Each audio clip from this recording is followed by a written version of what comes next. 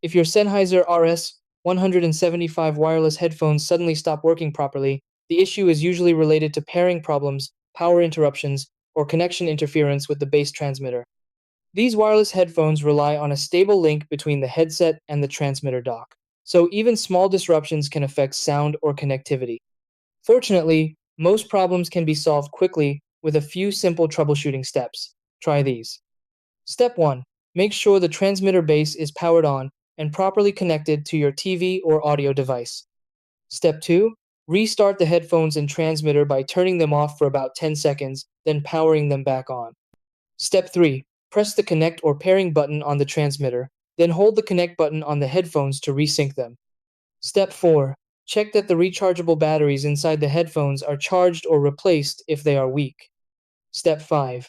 Move the headphones closer to the transmitter and reduce nearby wireless interference to restore a stable audio signal.